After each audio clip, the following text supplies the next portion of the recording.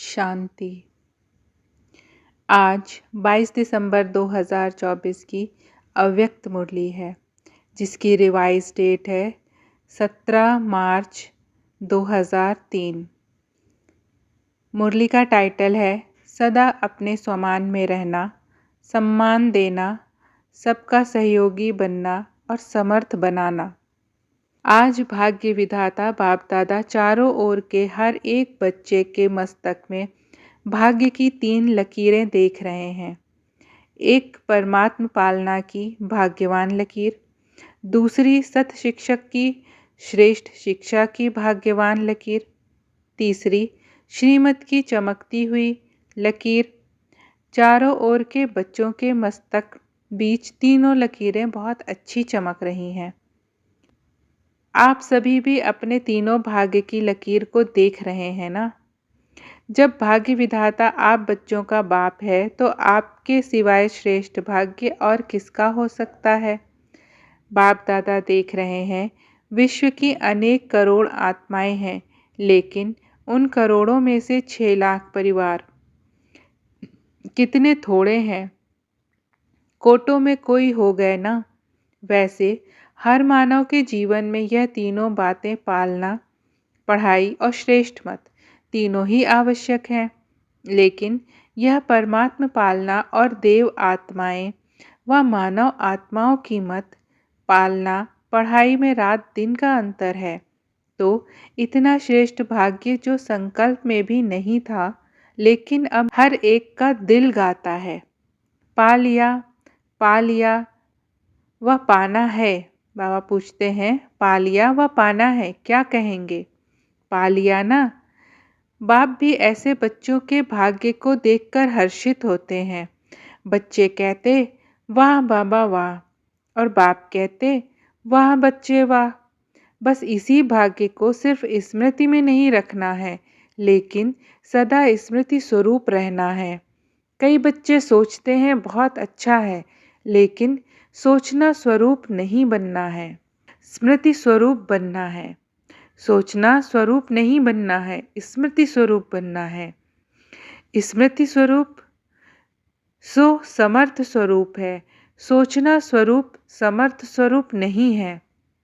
सोचना स्वरूप जो सोचते रहते हैं, बाबा बोल रहे हैं ऐसा स्वरूप नहीं बनना है, स्मृति स्वरूप बनना है। सदा स्मृति में रहे। स्मृति स्वरूप सो समर्थ स्वरूप। सोचना स्वरूप समर्थ स्वरूप नहीं है। बाप दादा बच्चों की भिन्न भिन्न लीला देखते मुस्कुराते रहते हैं। कोई कोई सोचता स्वरूप रहते हैं, स्मृति स्वरूप सदा नहीं रहते। कभी सोचता स्वरूप, कभी स्मृति स्वरूप। जो स्मृति स्वरूप रहते हैं वह निरंतर नेचुरल स्वरूप रहते हैं। जो सोचता स्वरूप रहते हैं उन्हें मेहनत करनी पड़ती है। यह संगम युग मेहनत का युग नहीं है, सर्व प्राप्तियों के अनुभवों का युग है। 63 जन्म मेहनत की, लेकिन अब मेहनत का फल प्राप्त करने का युग अर्थात समय है। बाप दादा देख रहे थे कि देहभान की स्मृति में रहने में क्या मेहनत की। मैं फलाना हूँ, मैं फलाना हूँ, यह मेहनत की। नेचुरल रहा ना। नेचर बन गई या बॉडी कॉन्शियस की? नेचर बन गई है ना बॉडी कॉन्शियस की। इतनी पक्की नेचर हो गई जो अभी भी कभी कभी कई बच्चों को आत्म अभिमानी बनने के समय बॉडी कॉन्शियसनेस अपने तरफ आकर्षित कर लेती है।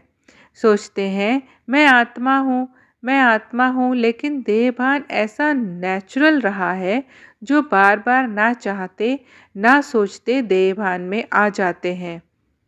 बाप दादा कहते हैं अब मर्जीवा जन्म में आत्म अभिमान अर्थात देही अभिमानी स्थिति भी ऐसे ही नेचर और नेचुरल हो। मेहनत नहीं करनी पड़े। मैं आत्मा हूँ।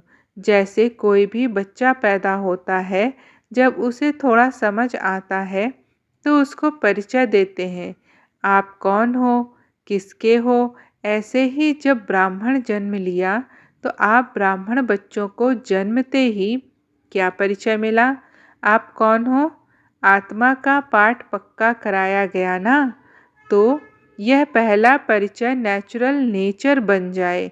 नेचर नेचुरल और निरंतर रहती है, याद करना नहीं पड़ता। ऐसे हर ब्राह्मण बच्चे की अब समय प्रमाण देही अभिमानी स्टेज नेचुरल हो। कई बच्चों की है, सोचना नहीं पड़ता, स्मृति स्वरूप है। अब निरंतर और नेचुरल स्मृति स्वरूप बनना ही है। लास्ट अंतिम पेपर सभी ब्राह्मणों का यही छोटा सा है, नष्टो मोहा स्मृति स्वरूप। तो इस वर्ष में क्या करेंगे? कई बच्चे पूछते हैं, इस वर्ष में क्या विशेष लक्ष्य रखें? तो बाप दादा कहते हैं, सदा देही अभिमानी स्मृति स्वरूप भव। जीवन मुक्ति तो प्राप्त होनी ही है, लेकिन जीवन मुक्त होने के पहले मेहनत मुक्त बनो।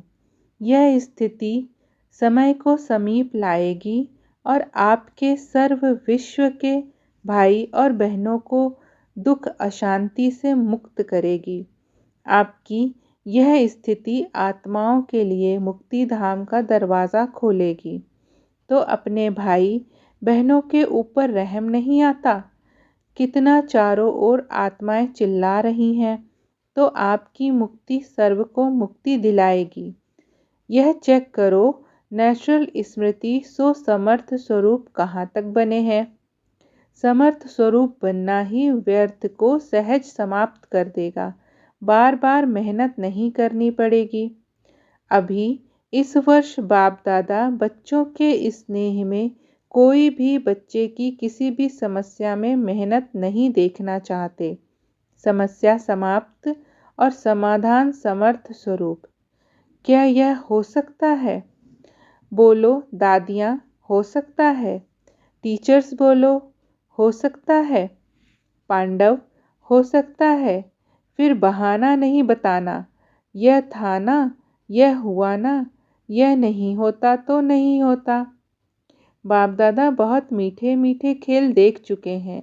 कुछ भी हो, हिमालय से भी बड़ा 100 गुना समस्या का स्वरूप हो, चाहे तन द्वारा, चाहे मन द्वारा, चाहे व्यक्ति द्वारा, चाहे प्रकृति द्वारा, समस्या पर स्थिति आपकी स्वस्थिति के आगे कुछ भी नहीं है और स्वस्थिति का साधन है स्वमान।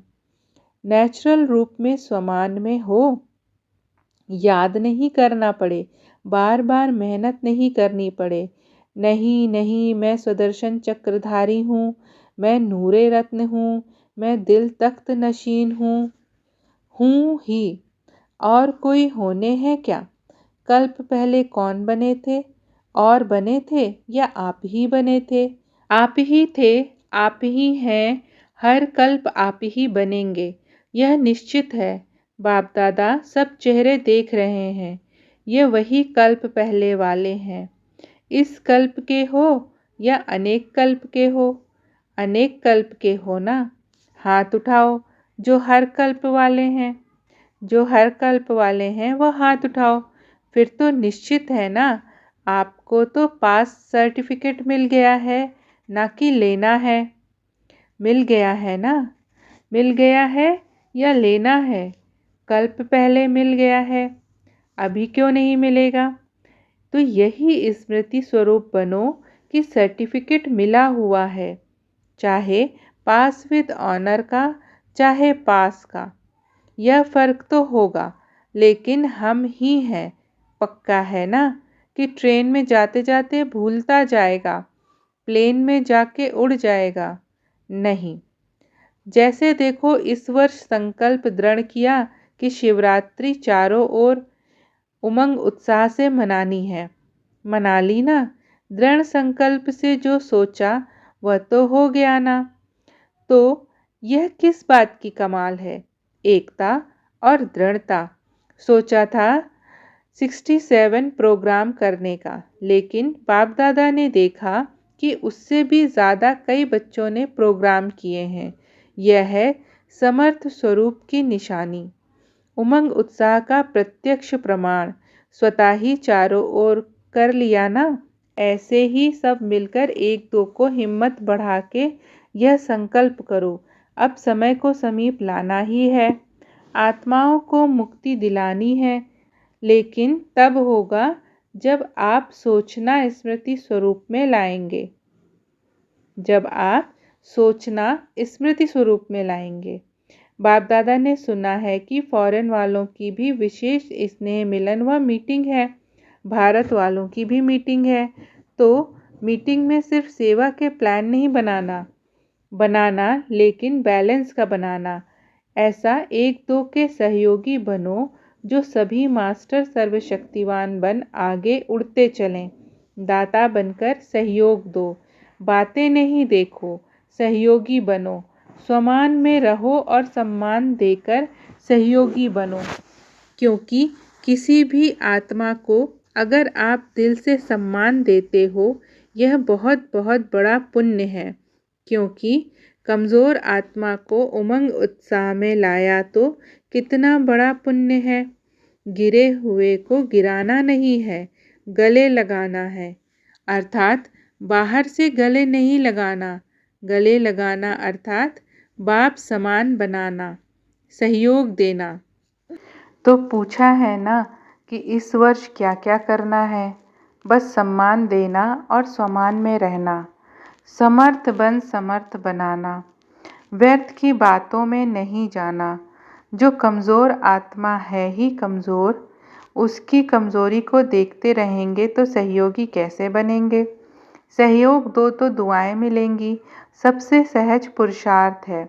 और कुछ भी नहीं कर सकते हो तो सबसे सहज पुरुषार्थ है, दुआएं दो दुआएं लो।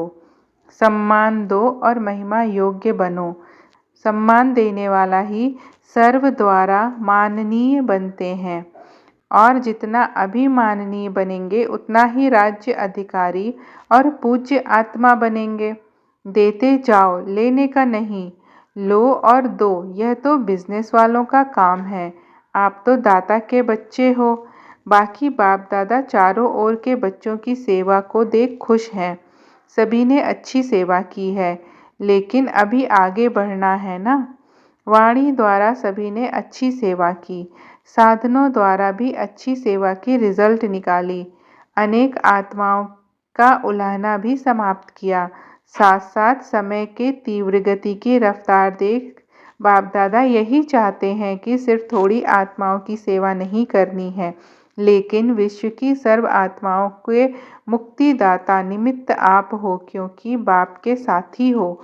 तो समय की रफ्तार प्रमाण अभी एक ही समय इकट्ठा 3 सेवाएं करनी है। एक वाणी द्वारा, दूसरा स्वशक्तिशाली स्थिति और तीसरा श्रेष्ठ रूहानी वाइब्रेशन। जहाँ भी सेवा करो वहाँ ऐसा रूहानी वाइब्रेशन फैलाओ जो वाइब्रेशन के प्रभाव में सहज आकर्षित होते रहें। देखो, अभी लास्ट जन्म में भी आप सबके जड़ चित्र कैसे सेवा कर रहे हैं। क्या वाणी से बोलते? वाइब्रेशन ऐसा होता जो भक्तों की भावना का फल सहज मिल जाता है। ऐसे वाइब्रेशन शक्तिशाली हों, वाइब्रेशन में सर्व शक्तियों की किरणें फैलती हों, वायुमंडल बदल जाए। वाइब्रेशन ऐसी चीज़ है जो दिल में छाप लग जाती है। आप सबको अनुभव है, किसी आत्मा के प्रति अगर कोई अच्छा या बुरा वाइब्रेशन आपके दिल में बैठ जाता है तो कितना समय चलता है। बहुत समय चलता है ना। निकालने चाहो तो भी नहीं निकलता है। किसका बुरा वाइब्रेशन बैठ जाता है तो सहज निकलता है। तो आपका सर्व शक्तियों की किरणों का वाइब्रेशन छाप का काम करेगा। वाणी भूल सकती है, लेकिन वाइब्रेशन की छाप सहज नहीं निकलती। अनुभव है ना? है ना अनुभव?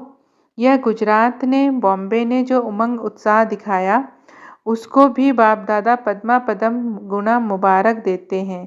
क्यों? विशेषता क्या रही? क्यों मुबारक देते हैं?